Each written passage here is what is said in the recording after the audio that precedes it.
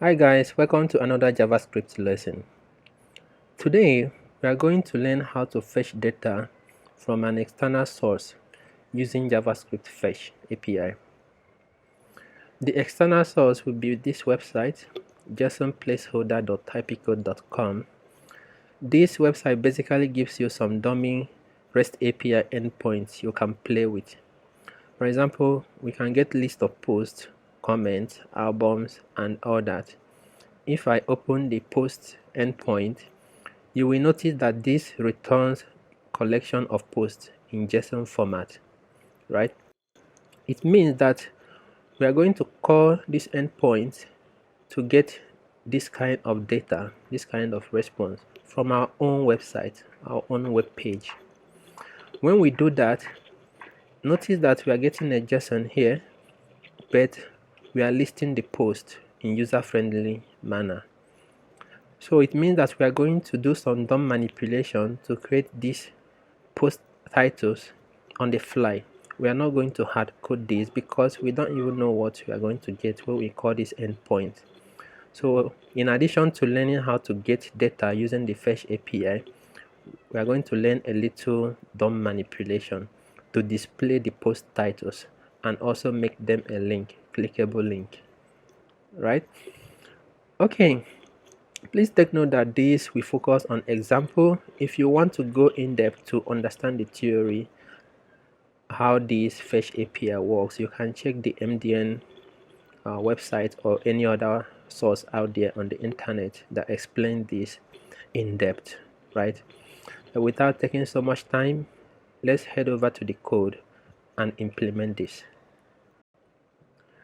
Over to the code, what we have are three files: app.css, app.html, and post.js. Our focus will be on the post.js, right?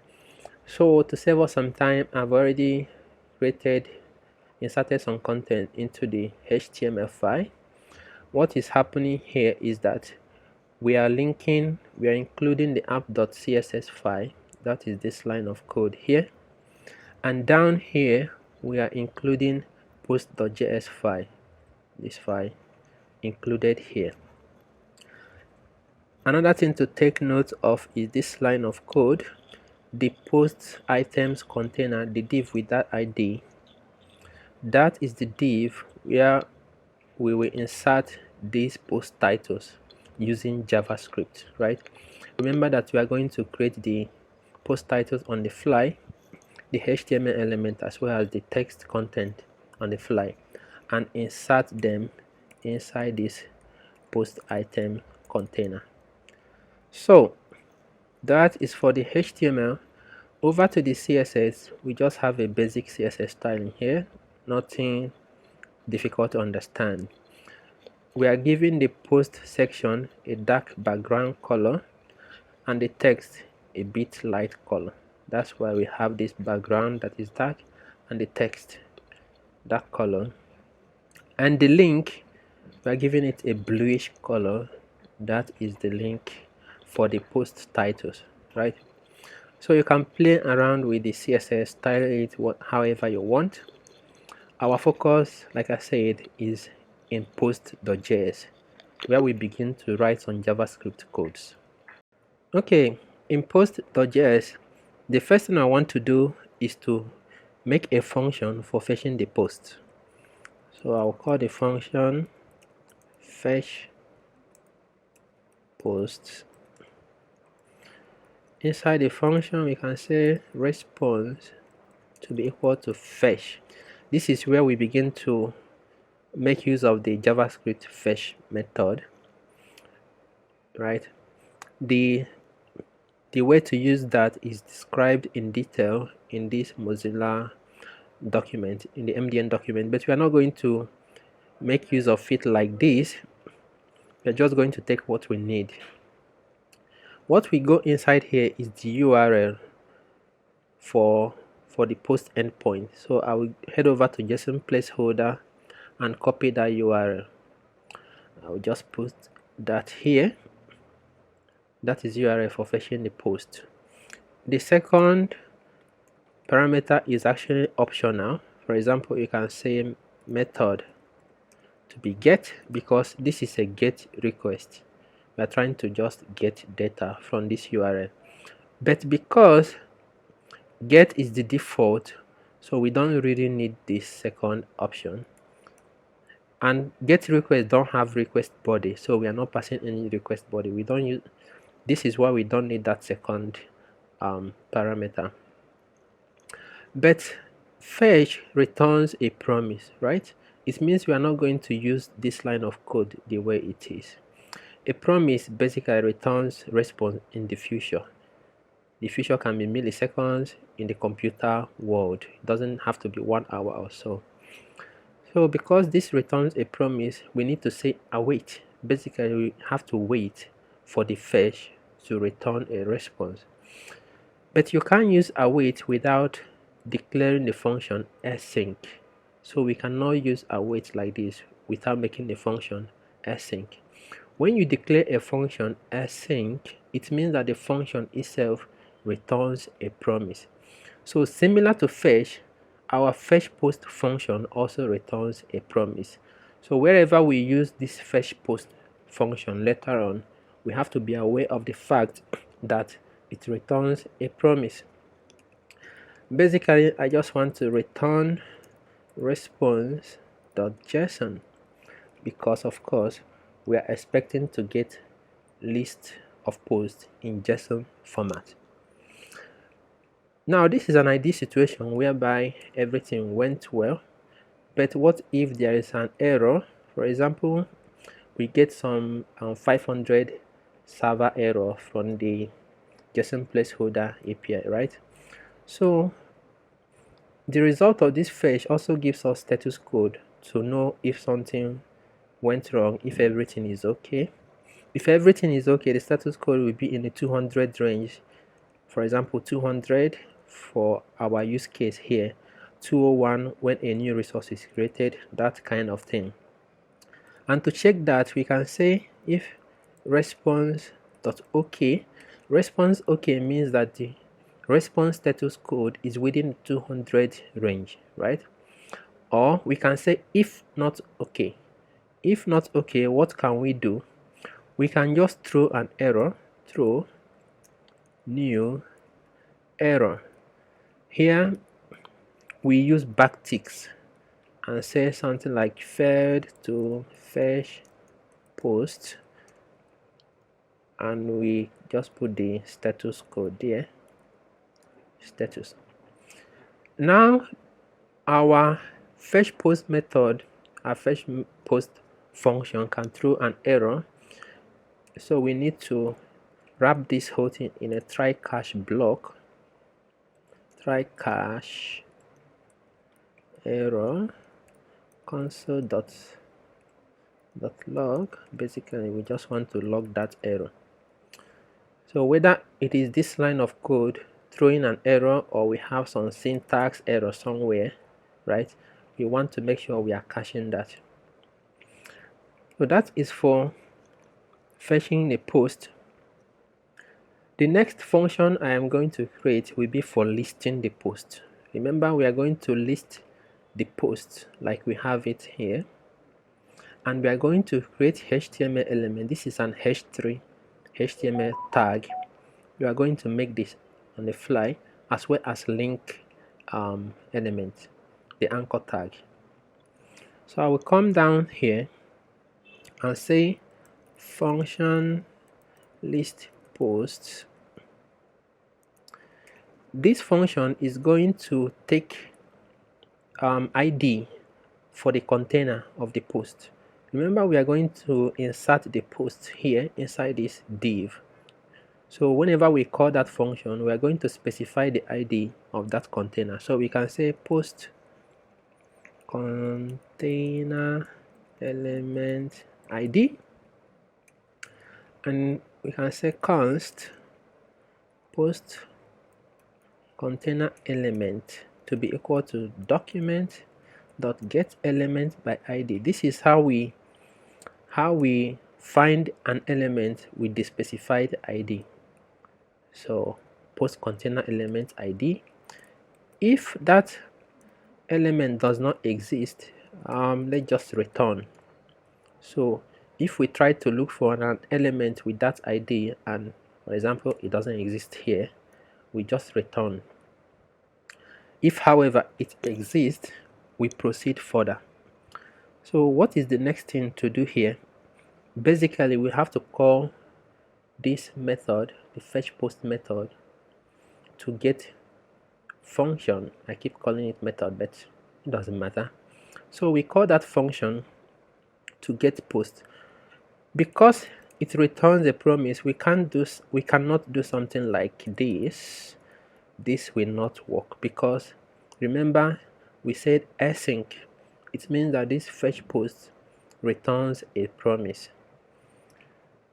If we are instead, we can either say async here as well and come down here and say await, right? Because this returns a promise. Alternatively, I will actually show you an alternative way of doing this. We can use the promise-based approach. We can say fetch post.then. This is an alternative way. .cache in case of any error. So what kind of error? For example, if the post returns null or whatever, console.log the error. So inside here, we now have the list of posts, hopefully. The next thing I want to do is to go walk through each of the posts in this post and make an HTML element and insert that item inside the container.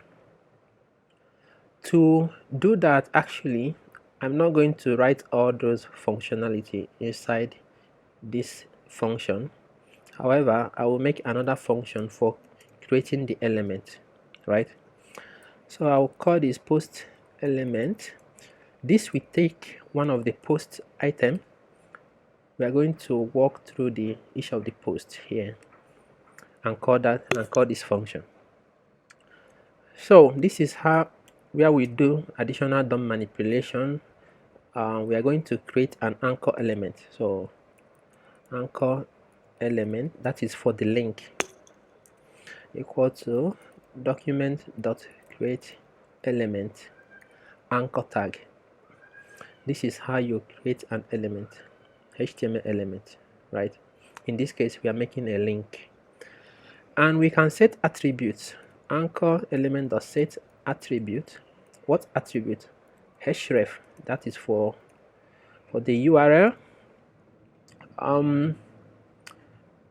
The URL, actually, let me show you something. If you click on one of these, you will notice that the URL is similar to what we have for the post collection. The only difference is that we have slash and then the ID. Let me go in a bit. So we have slash ID. If I copy this, actually I will not copy that. That is the same URL we have here. So I will cut part of this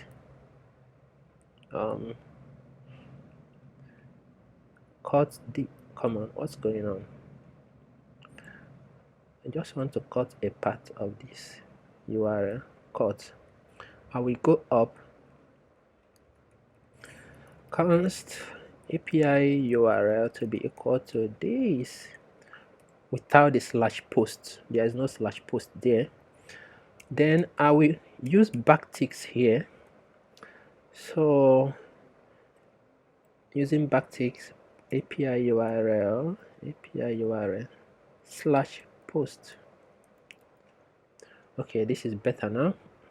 So this same API URL can be used in the other function. So here we can say, using backticks, once again, we say API URL slash posts. Once again, we say post.id to match the URL we have for viewing a single post. Okay, and then I want to set one more attribute. I want to open when you click on a post, I want to open that on a different tab. So you can say target underscore blank. This will open that in a new tab. And one more thing is to make h3. Each of these is an h3 that encloses a link. So I want to make another element. Let me call that what do I call it? Post title element to be document dot create element h3. That is the element I want to create, and then post title element dot append child. So basically what we are going to do is to insert the anchor element into the post title element.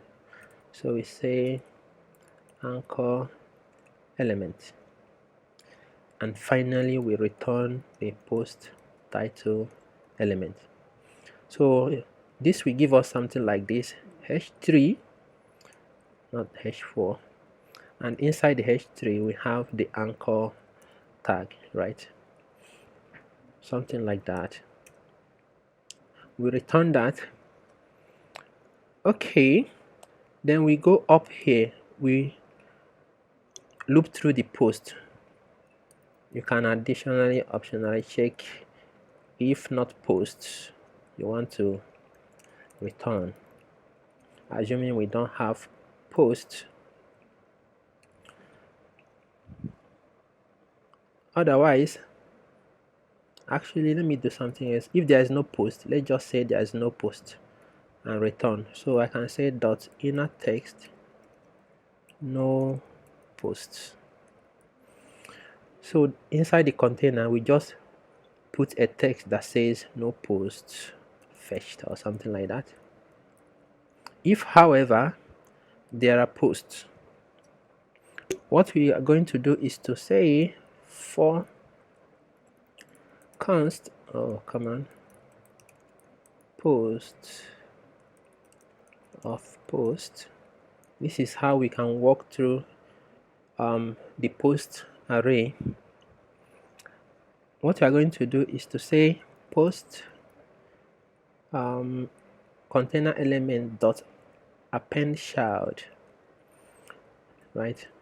We are going to call this method now that will give us h3 element with the link inside it and append it to the container. So we say post element and we pass the post inside it. We save that. I think it is time to give this a try. Before we do that, however, we are going to call this function inside our HTML, right? Because right now none of the function is being called outside this file. List post is never called at all. Okay, so far so good, guys. Please hit the like button and subscribe to the channel if you haven't done so, to help the channel grow and so that I can keep producing this kind of content to help some people out there who might need it. So what we're going to do is, after the line of code that must have inserted the post.js file, that means we have linked to this file in the HTML. We come down and make another script tag. Inside here we say list post, but instead of this we are going to pass the ID for the post container. That is the ID for the post container. Okay, hopefully everything works fine. If there's an error, we go ahead and fix that. I will come here. This is the same file I was working on. I'll just refresh. We don't get anything. What could be the problem? We're not even getting the no post response. I will just inspect the page. to know. Oh, there's no error. Just a moment. Okay, so I noticed we forgot to do one thing, and that is to insert the post title, the text. Inner text, I will show you in a moment. Inner text is equal to post dot title. Come on, dot title. So we are not actually displaying the post title inside the link, right? This is the line of code that is missing. Then one more thing is that although this will work the way it is, let me refresh. You can see we are getting the post title. At this line of code, you want to say await, right?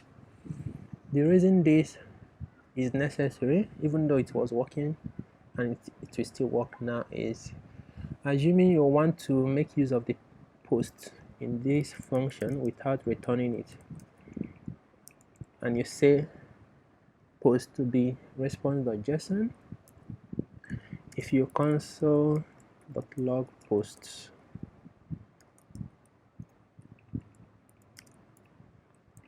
and let me refresh this page, we are going to see that gives us a promise. This line of code gives us a promise. So even at this point, what we still have is the promise. That is why we need to say await. So we say await response.json. So it's just something to take note of. The reason it worked down there is because we are still treating that as a promise down here, right? So make sure to have await up there. And if I refresh this page now, we get the list of posts. Okay, so one final thing I want to do is, you will notice that the post title starts with lowercase, but it will be better if we can make that an uppercase, right? So basically what you want to have is such that the first character, the first text here will start with uppercase. So I'll just make one more function. I'll say function capitalize first letter, and this will take a string, and basically it's going to return str dot character at index 0 dot to uppercase